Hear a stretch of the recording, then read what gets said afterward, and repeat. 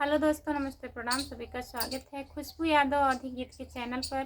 तो आप लोगों के बीच में मैं एक प्यारा सा मंडप गीत सुनाने जा रही हूँ। आप लोग ज़रूर सुनिएगा और ढेर सारा प्यारा आशीर्वाद दीजिएगा। लास्ट वीडियो तक बने रहिएगा। वो गीत गाया जाता है पाँव पूजते समय। ओ चमचमदार थाली आई बाजार से, ओ चमचमदार थाली आई बाजार से, पौआ पूजली मम्मी असुअन के धार से, पौआ पूजली मम्मी असुअन के धार से। हो जइहे पराया बेटी आजू के रात से, हो जइहे पराया बेटी आजू के रात से।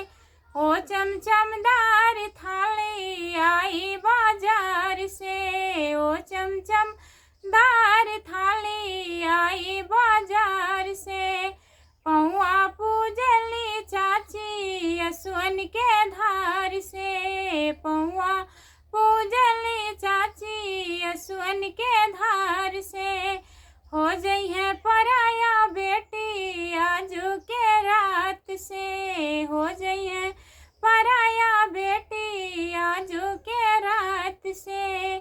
ओ चमचमदार थाली आई बाजार से, ओ चमचमदार थाली आई बाजार से, पौआ पूजली भाभी असुअन के धार से, पौआ पूजली भाभी असुअन के धार से। हो जइहे पराया ननदी आजू के रात से, हो जइहे पराया ननदी आजू के रात से। ओ चमचमदार थाली आई बाजार से, ओ चमचमदार थाली आई बाजार से, पौआ पूजली दीदी असुअन के धार से, पौआ पूजली दीदी असुअन के धार से। हो जइहे पराया बहना आजू के रात से, हो जइहे पराया बहना आजू के रात से।